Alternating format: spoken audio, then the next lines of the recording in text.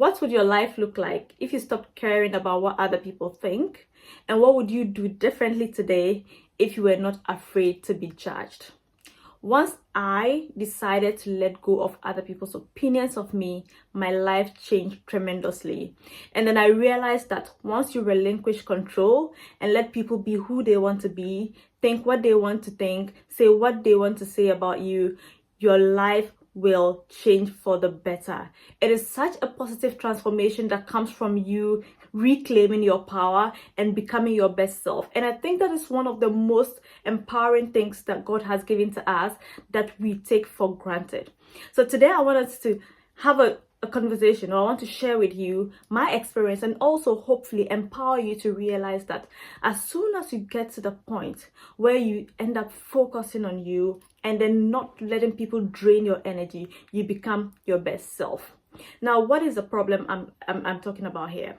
A lot of us, right from childhood, are chronic people pleasers. We are people who are always thinking about pleasing other people, who are afraid to get into trouble, who are afraid about what people say about us on a phone call or in a family meeting or whatsoever. And then we end up becoming a shell of ourselves. We end up crawling into our shells, not taking action just because of other people.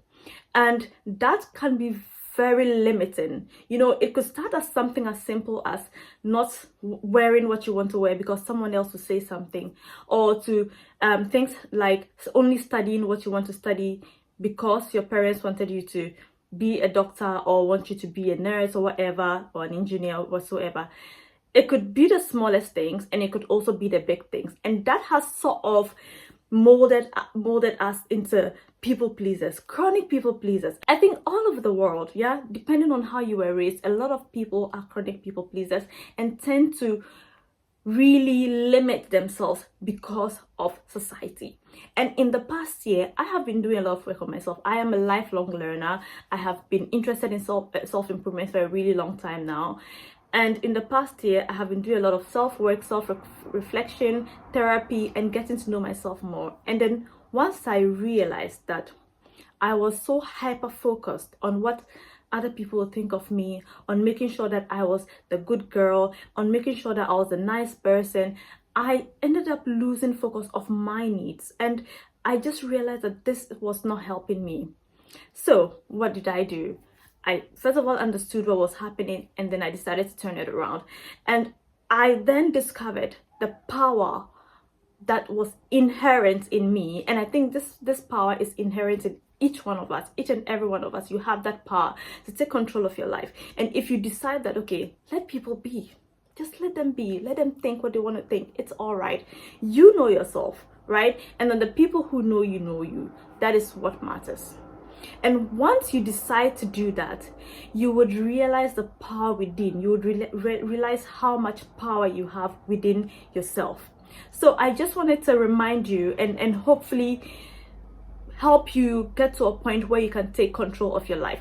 It's also things like, for example, you see everyone creating content on YouTube, right? You would love to create content. You have a lot of value you want to share. You have lots of insights you want to put out there. But because your former classmates would say, look at her, who does she think she is? Or because your aunt somewhere would sit down and laugh and make a snacky comment, or because someone would say something, you decide to not do it. You just decide to say, oh yeah, make excuses and not do it just because you're afraid of what people would think. People are going to judge you either way, and I hope that you stop seeking validation, you stop making yourself small. I have been there many times, and I want to tell you that it is not a pretty place to be, and you have to try as much as you can to be yourself. So how do you start? How do you get out of this situation? First of all, you have to realize that you're gonna make, I don't want to call it enemies, but you're gonna have people not liking you, and that's really what we try that's not even the goal anyway. And also, if everybody likes you, that's a problem. By the way, you can't have everybody liking you. That means there's something wrong. So you have to be okay with that. You have to make peace with that. And secondly, you have to learn to set boundaries. And the way in which you can do this is to start with the small things, right? People are asking you to go out on Saturday nights. You're not interested in going. You don't want to go. Say no.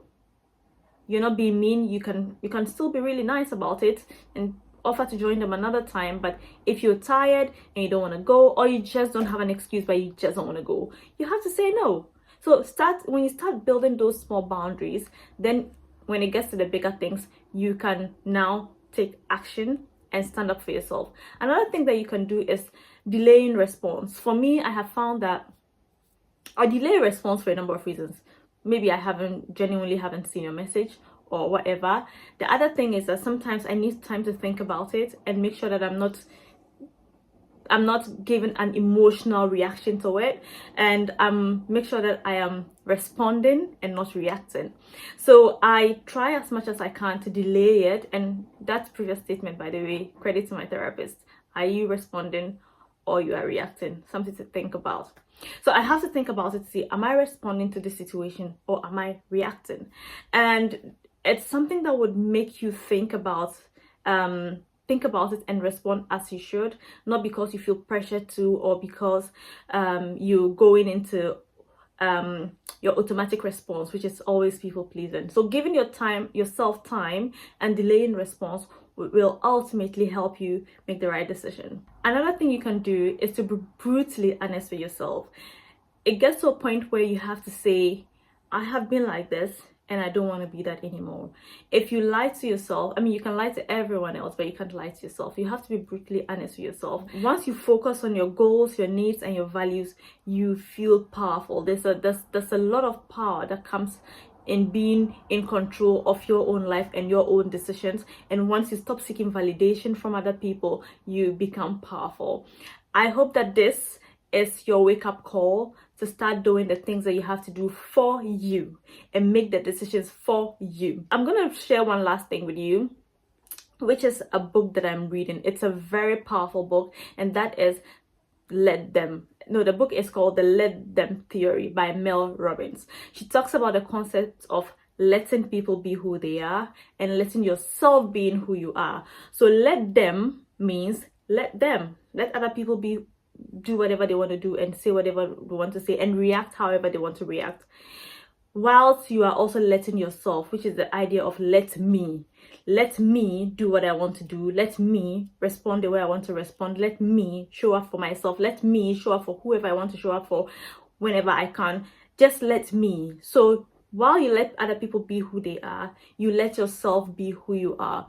I have so many favorite lines from that book, but I'm just gonna read one of my favorite lines to you. So this is The Let Them Theory by Mel Robbins, and I have a lot of things that I have highlighted in this book. You can't even, I have highlighted a million things in this book because it's so good. And I'm gonna read to you just one portion, just one line, where she says, oh, there's a lot. She says that when you let the fear of what people might think dictate your choices, you limit your potential and hold yourself back from pursuing what you truly want. I'm going to give you a bonus line. She says, instead of living your life on the defense, you're going to get on the offense. You're going to play the game of life the way you want. Let them think what they want and let me do what I want. This is a great book. You should get it and read it. I 100% recommend. It shows you how you can be yourself, and it also puts it in different contexts, in terms of family, in terms of relationships, in terms of work, with your team and all of that. So yeah, you should get this book. So what would you do today if you were not afraid to be judged? What would you do today differently if you were not afraid of what other people would think of you? That is something to think about. So I'm going to end it here, and I hope that this has been useful to you. Let me know, what are you letting go of? Let me know in the comment section. And if you'd like to join our 7-day self-improvement challenge, visit the description of this video. You'd find a link to the 7-day self-improvement challenge. It's an amazing workbook that guides you through self-improvement practices for 7 days. And I hope that this has been useful. Lots of love.